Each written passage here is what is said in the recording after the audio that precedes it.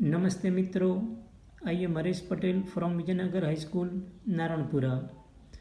Today the remaining part of unit number 4 is going to be taught today. We completed last line on page number 36. Today, page number 37, the very first line. When Chandni reached the hilltop of the yellow sun was rising in the horizon. જ્યારે ચાંદની પર ટેકરીની ટોચ ઉપર પહોંચી the big yellow sun was rising in the horizon. ક્ષિતિજ ઉપર સૂર્યનો ઉદય થતો હતો. રાઈસ એટલે ઉગવું, હોરિઝન એટલે ક્ષિતિજ.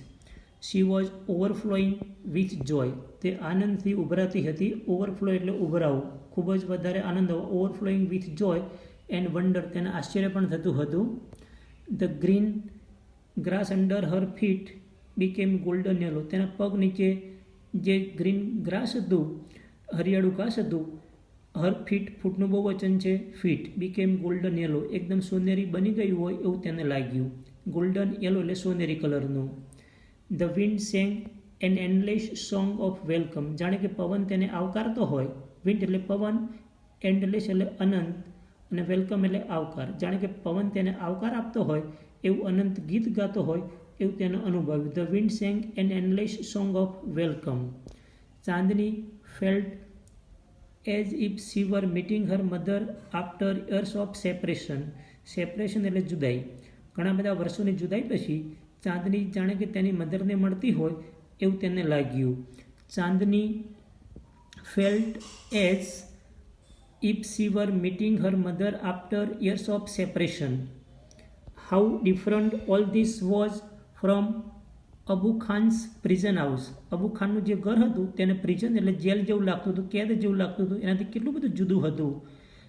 અહીંયા એકદમ એને સ્વતંત્રતા હતી અને ત્યાં તેને જાણે કે કેદમાં પૂરાઈ ગઈ હોય તેવું લાગતું હતું. તો it was very different from Abu Khan's house. That day she jumped and played and ate all around. તે દિવસે તે ખૂબ જ કૂદી. That day she jumped and played, rummy, and ate all around. ચારે બાજુ જે ઘાસ હતું એ તેણે ખાધું. ઇટનું ભૂતકાળ જે at. She was on the top of the world. જાણે કે દુનિયાની ટોચ ઉપર હોય એવો એનો અનુભવ થયો. She was on the top of the world. It was the happiest day in Chandni's life. તે તેની જિંદગીનો સૌથી આનંદી દિવસ હોય તેવું લાગ્યું. હેપીએસ્ટ એટલે હેપીનું સુપરલેટિવ ફોર્મ છે, એટલે સૌથી વધારે આનંદિત દિવસ તેની જિંદગીનો હોય તેવું તેને લાગ્યું. The sun disappeared behind the hills. ટેકરીઓ પાછળ સૂર્ય આથમી ગયો. અપિયરનું ઓપોઝિટ છે ડિસઅપિયર. આમ તો અદૃશ્ય થઈ જવું થાય, એટલે આથમી જવું અહીંયા વર્થ લેવાનું છે. The sun disappeared behind the hills. ટેકરીઓ પાછળ સૂર્ય આથમી ગયો, અદૃશ્ય થઈ ગયો. Soon the darkness covered the grass, the flower and the trees. તરત જ અંધકાર છવાઈ ગયો અને અંધકારને કારણે soon the darkness, darkness એટલે અંધકાર, covered the grass, the flowers and the trees. જે ઘાસ હતું, ફ્લાવર્સ હતા અને જે ટ્રી હતા તેમાં અંધકાર છવાઈ ગયો. અંધકારથી બધું જ ઢંકાઈ ગયું. The wind stopped blowing. પવન ફૂંકાતો બંધ થઈ ગયો. The wind stopped blowing. blow એટલે ફૂંકાવું. પવન ફૂંકાતો બંધ થઈ ગયો. There was stillness all around. ચારે બાજુ શાંતિ છવાઈ ગઈ. સ્ટીલનેસ એટલે શાંતિ. There was stillness all around. An owl hooted from a hole. એક ઘુવડનો અવાજ આવ્યો. હૂટ એટલે ઘુવડનો બોલવાના અવાજને હૂટ કહેવાય. An owl hooted from a hole. Chandni felt scared. ચાંદની ડરી ગઈ. ઘુવડનો અવાજ સાંભળીને તે ડરી ગઈ. ફીલ સ્કેર એટલે ડરી જવું, ગભરાઈ જવું. ચાંદની તેનો અવાજ સાંભળીને ડરી ગઈ, ગભરાઈ ગઈ. The full moon rose in the distant sky. Moon એટલે ચંદ્ર, રાઇઝનું ભૂતકાળ છે rose. The full moon rose in the distant sky. આકાશમાં દૂર ચંદ્રનો ઉદય થયો. In it silver light. Chandni saw two bright eyes and sharp teeth. એનું જે સિલ્વર લાઇટ હતી, રૂપેરી જે પ્રકાશ હતો ચંદ્રનો. In it silver light, Chandni saw two bright eyes. Chandni બે ચળકતી આંખો જોઈ. બ્રાઇટ એટલે ચળકતી. એન્ડ શાર્પ ટીથ, એકદમ તીક્ષ્ણ દાંત. શાર્પ એટલે તીક્ષ્ણ. ટીથ એ તેણે જોયા.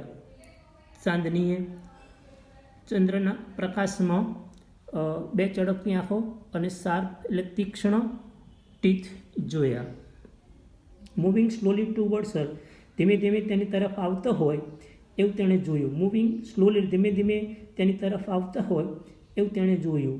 ટુવર્ડ્સ હર એટલે તરફ, તેની તરફ. The devil was not in a hurry, ડેવિલને કોઈ ઉતાવળ નહોતી. જે ડેવિલ હતો એને કોઈ ઉતાવળ નહોતી. The devil was not in a hurry, શૈતાન જે હતો એને કોઈ ઉતાવળ ન હતી. હી ન્યૂ દેટ, એને ખબર હતી. નોનું ભૂતકાળ છે knew. He knew that goat was also his food, એ બકરી પણ તેનો ખોરાક હતી એવું તે જાણતો હતો. He knew that goat was also his food, એ બકરી પણ તેનો ખોરાક જ હતી એવું તે જાણતો હતો. The wolf and the goat, wolf એટલે વરુ, એટલે જે ડેવિલ હતો એ વુલ્ફ એટલે વરુ.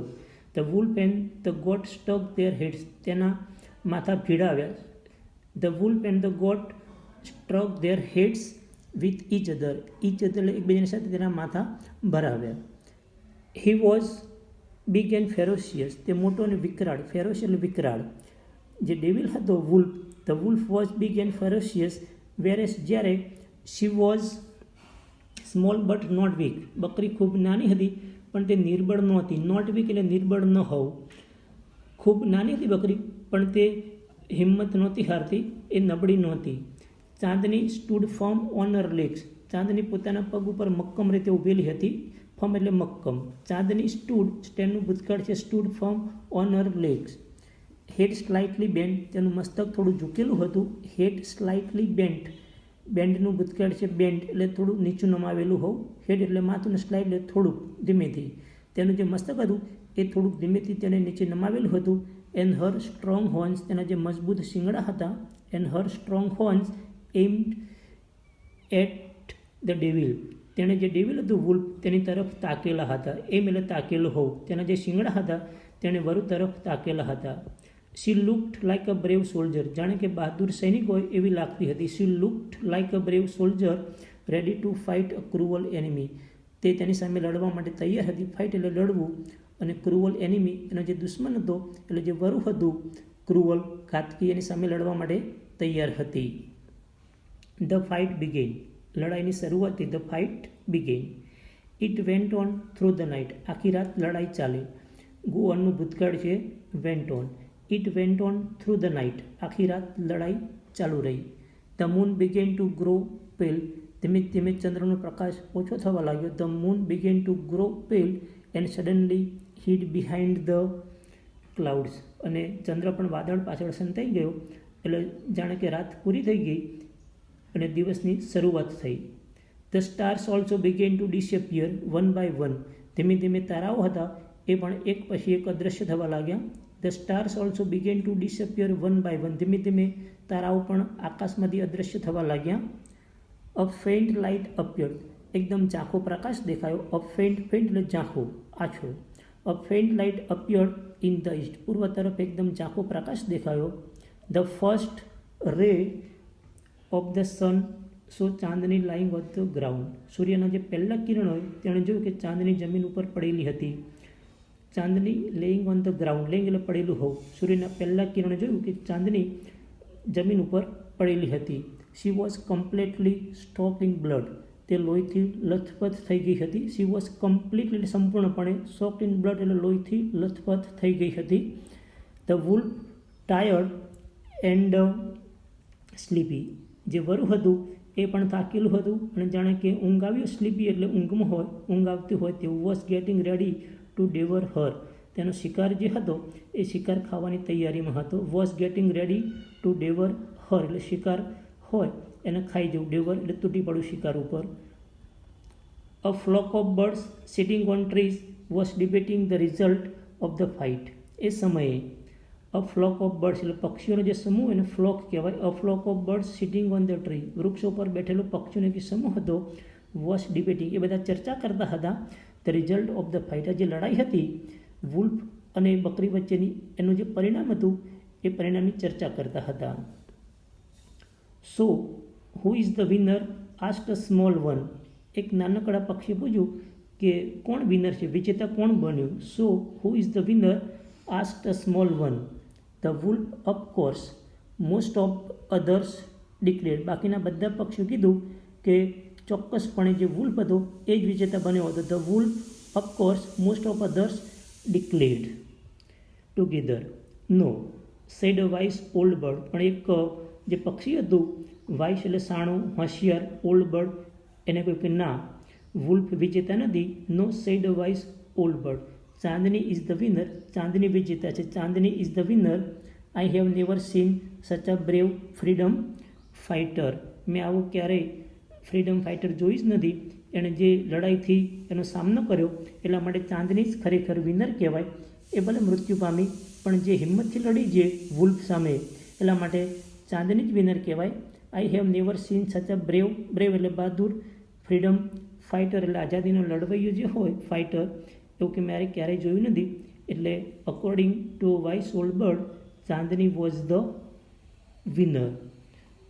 Lesson is over. Thank you.